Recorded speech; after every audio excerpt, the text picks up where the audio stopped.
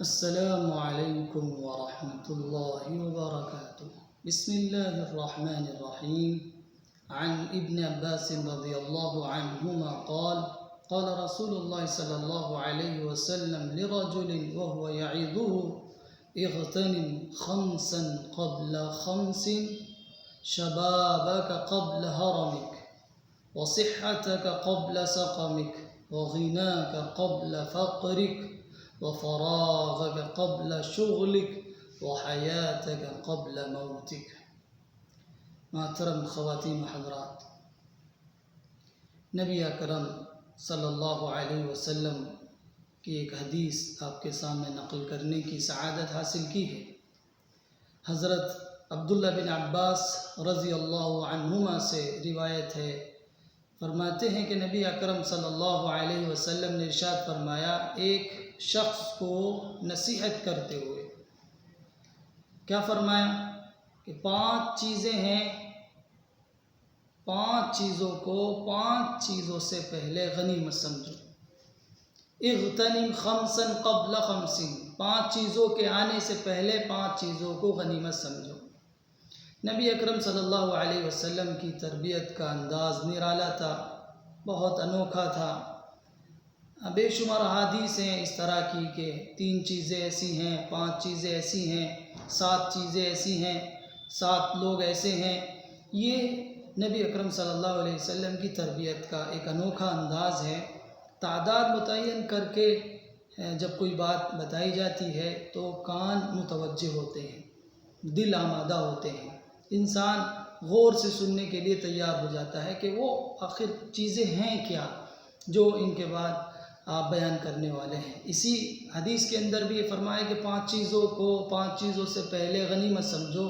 اب جس شخص کے کان میں یہ جملے پڑیں گے اس کے کان متوجہ ہوں گے کہ آخر وہ 5 چیزیں کیا ہیں، وہ اتنی اہم 5 چیزیں کیا ہیں جن کو غنیمت سمجھنا ہے، جن کی قدر کرنا ہے۔ نبی اکرم صلی اللہ علیہ وسلم نے اس شخص کو نصیحت کرتے ہوئے یہ بات فرمائی ہے اور اس کے ذریعے سے پوری امت کو آپ نے پیغام دیا ہے کہ یہ 5 چیزیں ہر امتی کو ان کی قدر کرنا ہے، ان 5 چیزوں کی کو غنیمت سمجھنا ہے۔ آپ نے اس میں سے پہلی چیز ارشاد فرمائی، شبابک قبل حرمک، اپنی جوانی کو اپنے بڑھاپے سے پہلے غنیمت جانو۔ یہ جوانی گولڈن پیریڈ ہوتا ہے، لائف کا گولڈن پیریڈ، سنہرا دور، سنہرا موقع ہوتا ہے۔ یہ زندگی میں ایک بار ملتا ہے، بار بار نہیں ملتا ہے۔ یہ جوانی ہی اصل زندگی ہے انسان کی۔ اسی جوانی کی زندگی میں انسان جو کچھ کر سکتا ہے کر سکتا ہے۔ جوانی طاقت کا نام ہے، جوانی قوت کا نام ہے، جوانی عزم اس کے اندر جمع ہوتے ہیں، ہمت و حوصلہ ہوتا ہے، آدمی کی ہر چیز مضبوط ہوتی ہے، اعضاء و جوارح مضبوط ہوتے ہیں، آنکھ، کان، ناک، دانت، ساری چیزیں اس کی مضبوط ترین ہوتی ہیں۔ تو وہ اس گولڈن پیریڈ میں جو عمل کرنا چاہے کر سکتا ہے۔ اچھے عمل بھی کرنا چاہے تو قدرت ہوتی ہے، اور برے عمل بھی کرنا چاہے تو اس کو قدرت ہوتی ہے اس برے عمل پر بھی کرنے کی۔ تو بہترین شخص وہ ہے، بہترین نوجوان وہ ہے جو اپنی جوانی کو غنیمت سمجھتے ہوئے اپنے پیدا کرنے والے اپنے رب العالمین، اپنے پالنہار کی فرما برداری میں، اطاعت شیاری میں اور اس کے حکموں کو پورا کرتے ہوئے زندگی گزارے۔ اس لیے نبی اکرم صلی اللہ علیہ وسلم نے ایک اور حدیث میں ارشاد فرمایا کہ 7 آدمی ہیں، 7 آدمی ایسے ہیں کہ جو کل قیامت میں اللہ تعالیٰ کے عرش کے سائے میں ہوں گے۔ وی آئی پی لوگ ہوں گے وہ 7 جن کو نبی اکرم صلی اللہ علیہ وسلم نے عرش کے سائے میں رہنے کی بشارت دی ہے۔ وہاں قیامت میں سایہ نہیں ہوگا، پریشان حال ہوں گے، بدحال ہوں گے لوگ، اور ایسے موقع پر، ایسی سخت گھڑی میں اللہ تعالیٰ ان کو اپنے عرش کے سائے میں رکھے گا۔ اس میں سے ایک وہ نوجوان ہے جس کی جوانی اللہ کی عبادت، اللہ کے احکام کی پابندی، اللہ کے دین کی تبلیغ، اللہ کے دین کو سیکھنے، سکھانے اور اس پر عمل کرنے میں گزری ہو، جو نافرمانیوں میں نہ گزری ہو، کل قیامت میں اللہ تعالیٰ کے یہاں عرش کے سائے میں ہوگا۔ محترم ناظرین، یہ جوانی بڑا ہی اہم پیریڈ ہے زندگی کا۔ اس میں جس نے جو کچھ کر لیا ہے، اس کے جانے کے بعد یہ لوٹ کر نہیں آتی ہے. پھر تمنائیں ہوتی ہیں، آرزویں ہوتی ہیں، کاش ہم نے بھی اس جوانی کے پیریڈ میں کچھ کر لیا ہوتا. تو جو لوگ جوانی کے پیریڈ سے گزر رہے ہیں، جو جوان ہیں، جو جوان نسل ہے، میں ان سے یہ کہنا چاہتا ہوں کہ اپنی اس جوانی کی قدر کریں. یہ جوانی کے لمحات بڑے قیمتی ہیں، بڑے اہم ہیں. اس جوانی کے پیریڈ میں جو کچھ کر لیا پھر ہاتھ ملتے رہنا ہے. اس کے بعد بڑھاپا آنا ہے. آپ نے فرمایا ہے کہ جوانی کے جانے کے بعد بڑھاپا آنا ہے. اس بڑھاپے سے پہلے اس جوانی کی قدر کر لیں، اور جو جوانی کی قدر کر لے گیا صحیح معنی میں وہ زندگی کما کر لے گیا. اس جوانی کے بارے میں نبی اکرم صلی اللہ علیہ وسلم نے ایک اور حدیث میں ارشاد فرمایا کہ کل قیامت میں اللہ کے سامنے بندے کے قدم ہٹ نہیں سکتے اس وقت تک جب تک کہ وہ کچھ سوالات ہیں ان کے جواب نہ دے. اس میں سے ایک سوال یہ ہے کہ جوانی کو کہاں خرچ کیا. جوانی کے بارے میں سوال بھی ہوگا. تو یہ بڑا اہم پیریڈ ہوتا ہے. اس میں گناہ کرنے کی طاقت ہوتی ہے، قوت ہوتی ہے. اس میں نیکی کے اعمال کرنے کی آدمی کے اندر ہمت، حوصلہ ہوتا ہے، قوت ہوتی ہے. تو اس جوانی کی قدر جو کر لے گیا صحیح معنی میں وہ زندگی کما لے گیا. ورنہ تو پھر بڑھاپا آنا ہے. اور بڑھاپا کیا ہے؟ کیا ہے بڑھاپا؟ آپ دیکھیے کس طرح کیا حالت ہوتی ہے بڑھاپے کے اندر. بینائی کمزور ہو جاتی ہے، سماعت جواب دے جاتی ہے، دانت گر جاتے ہیں، پیٹ میں آنت نہیں ہوتی ہے، دوائیوں کی ایک کوٹری ساتھ میں ہوتی ہے، چہرے میں جھریاں پڑ جاتی ہیں، اور بھی بے شمار کمزوری لاحق ہو جاتی ہیں. بڑھاپا آدمی کچھ کر نہیں سکتا اس کے اندر. یہ 5 چیزیں جو ہیں جو نبی اکرم صلی اللہ علیہ وسلم نے اس حدیث کے اندر بیان فرمائی ہیں، ان میں انسان کچھ کر سکتا ہے. اور باقی جو 5 چیزیں ہیں اس میں آدمی چاہ کر بھی بہت سے کام نہیں کر سکتا. آپ دیکھیں جوانی میں جو چاہے وہ کر سکتا ہے، لیکن بڑھاپے میں جو چاہے نہیں کر سکتا. جوانی میں جب چاہے اٹھ کے نیکی کے کاموں کے لیے چل پڑ سکتا ہے، جا سکتا ہے. کسی کی مدد کرنے کے لیے وہ مدد کرنا چاہے مدد کر سکتا ہے. مسکین، محتاج، پریشان حال کی مدد کرنا چاہے کر سکتا ہے. کہیں سفر پر اس کو جانا ہے جا سکتا ہے. کسی دین کے کام میں کہیں جانا ہے فوراً کھڑا ہوگا اور چل دے گا. لیکن ایک بوڑھا شخص آج جانے سے پہلے، تقاضے سے پہلے 100 مرتبہ سوچے گا، اپنے بارے میں سوچے گا، کتنی پریشانیوں کا ان کو سامنا ہوتا ہے. تو یہ ایک گولڈن پیریڈ ہے، اللہ کی طرف سے عطا ہے. جو نوجوان ہیں وہ اپنی اس جوانی کی اگر قدر کر لیں گے، اس کو اللہ کی مرضی کے مطابق گزار لیں گے.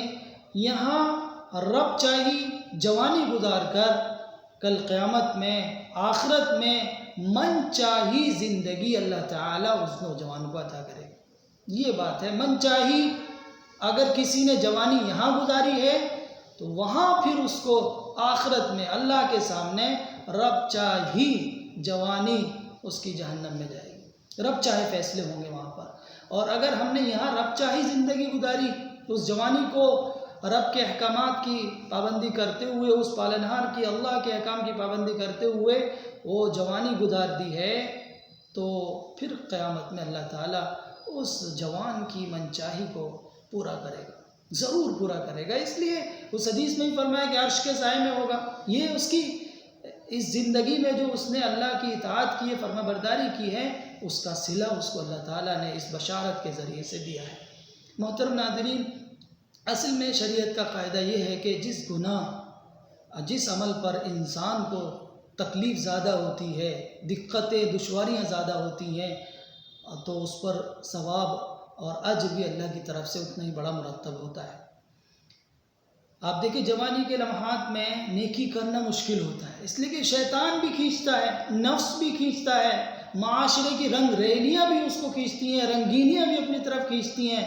اس جوانی کے پیریڈ میں ان تمام شیطانی ہتھ کنڈوں کو دیکھتے ہوئے، شیطانی وساوس کو دیکھتے ہوئے، نفس کی خواہشات کو دیکھتے ہوئے، پھر بھی انسان، پھر بھی وہ نوجوان اللہ کے احکام کی پابندی کرتا ہے تو وہ نفس کو مارتا ہے، وہ شیطان کو مارتا ہے، وہ معاشرے کی چکا چوند کو ایک طرف رکھ دیتا ہے. تو پھر اللہ کے اس کے ساتھ انعامات تو ہونے ہیں، کرم فرمائی ہیں تو اللہ کی اس کے ساتھ ہونی ہے. تو نفس جہاں زیادہ مرتا ہے، اللہ کی طرف سے ثواب کے فیصلے بھی زیادہ ہوتے ہیں. تو یہ پہلی وصیت تھی، نبی اکرم صلی اللہ علیہ وسلم کی پہلی نصیحت تھی کہ اپنے بڑھاپے سے پہلے اپنی جوانی کو غنیمت سمجھو۔ دوسرے نمبر پر آپ نے فرمایا کہ وَصِحَّتَكَ قَبْلَ سَقَمِكَ، اپنی بیماری سے پہلے اپنی صحت کو غنیمت جانو۔ صحت بھی بڑی نعمت ہے، جس طرح جوانی بڑی نعمت، اسی طرح صحت اللہ کی طرف سے ہمیں بڑی نعمت ہے۔ صحت میں بھی انسان کر سکتا ہے کام، نیکی کے کر سکتا ہے، اچھے کام کر سکتا ہے، اور جب بیماری آتی ہے تو وہ بہت سے کام انسان چاہ کر بھی نہیں کر سکتا، چاہتا ہے کرنا لیکن نہیں کر پاتا ہے۔ لیکن جو لوگ صحت میں اچھے کام کرتے ہیں، صحت میں نیکی کے کام کرتے ہیں، صحت میں اللہ کے دین کی پابندی کرتے ہیں، اور ان کو کوئی بیماری لاحق ہو جاتی ہے تو بیماری میں اگر وہ کام نہیں کر پاتے ہیں، اللہ کی طرف سے اس کا اجر دیا جاتا ہے۔ جو لوگ صحت میں نیکی پر پابندی سے چلتے رہتے ہیں اور نیکی کے کاموں کو مستقل کرتے رہتے ہیں، اگر وہ بیمار ہو جائیں تو اللہ تعالیٰ ان بیماری کی حالت میں، اس لیے کہ وہ نیک عمل نہیں کر پا رہے ہیں، تو اللہ تعالیٰ ان کو اجر عطا فرمائے گا۔ تو یہ صحت بہت بڑی نعمت ہے، اور جن کو صحت کی قدردانی نہیں ہوتی ہے، جنہیں صحت کا پتہ نہیں ہے، جو صحت کو صحیح معنی میں قدر کی نگاہ سے نہیں دیکھتے ہیں، تو وہ جا کر اسپتال کا معائنہ کریں۔